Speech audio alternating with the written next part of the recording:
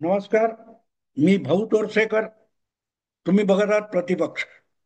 मित्रांनो, काही वेळेला बातम्या अगदी छोट्या असतात, पण त्यांची दखल घेणं आवश्यक असतं.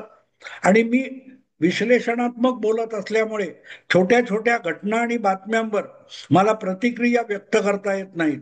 आणि त्यामुळे मी ठरवले की अशा ज्या छोट्या बातम्या असतात त्याची दखल घेण्यासाठी छोटा पॅक असं थोडक्यातलं, मोजक्या वेळेतलं एक विश्लेषण आपल्याला देता आलं तर बघावं, म्हणून हा छोटा पॅक नावाचा एक प्रयोग मी करतोय, ज्याच्यामध्ये 5-7 मिनिटापर्यंत छोटे छोटे व्हिडिओ असू शकते.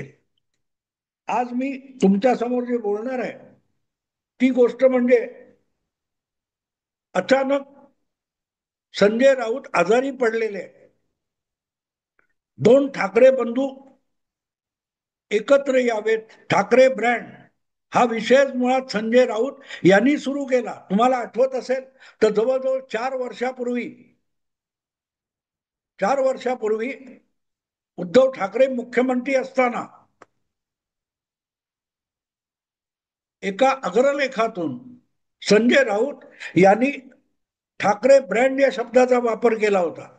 सामनाच्या अग्रलेखात संजय राऊत म्हणाले होते, महाराष्ट्रात दोनच ब्रँड चालतात, एक पवार ब्रँड आणि दुसरा ठाकरे ब्रँड.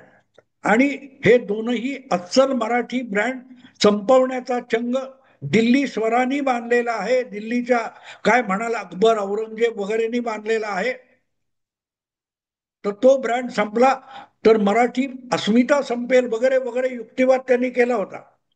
आणि ते करताना त्यांनी सामनाच्या अग्रलेखातून सुद्धा राज ठाकरे हे सुद्धा वेगळ्या पक्षात असतील, त्यांनी शिवसेनेच्या बाहेर जाऊन वेगळा पक्ष काढलेला असेल, तरीही राज ठाकरे हा सुद्धा एक ठाकरे ब्रँडचा घटक आहे.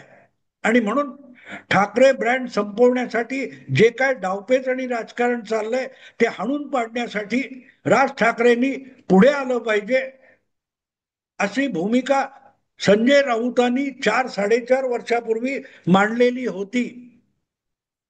आज ती घटना किंवा ते स्वप्न साकार होत असताना खुद्द संजय राऊत जर त्या मंचावर दिसले नाहीत तर नवलाची गोष्ट होती.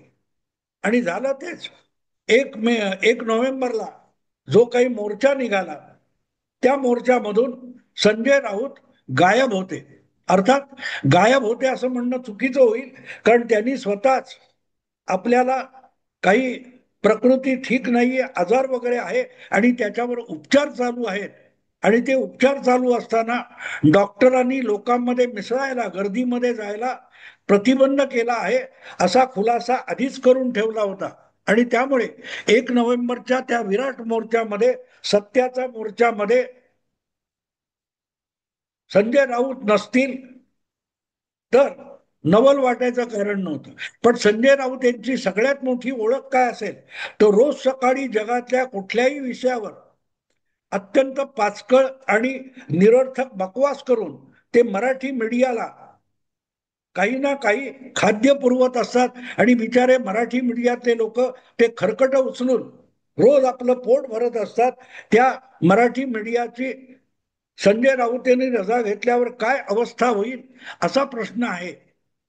पण त्यापेक्षाही मला वाटणारी मोठी गंमत अशी आहे की आता संजय राऊत नसतील तर त्यांच्या जागी तो त्रुटी भरून काढण्यासाठी सुषमा अंधारे यांना उद्धव बाळासाहेब ठाकरे हे प्रमोशन देतील आणि रोजच्या रोज सुषमा अंधारे या शिवसेनेची भूमिका पत्रकारांसमोर मांडू लागतील अशी अपेक्षा व्यक्त केली जाते.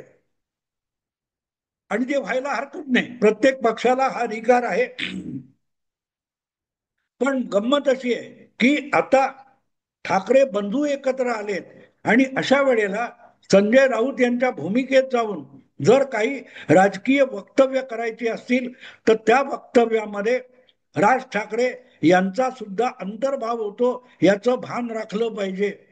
आणि म्हणूनच उद्या जर सुषमा अंधारे आपल्या पद्धतीने उद्धव ठाकरे यांच्या सहित राज ठाकरे यांची ही भूमिका त्यांना जी वाटली आणि पटली त्याप्रमाणे मांडणार असतील तर किती मजा येईल ह्याचा विचार करा. मी प्रतीक्षा करतोय संजय राऊत यांच्या जागी सुषमा अंधारे रोजच्या रोज नियमितपणे राज ठाकरे यांची ही भूमिका कशी मांडतील, मला उत्सुकता आहे. आत्ता थांबतो. नमस्कार.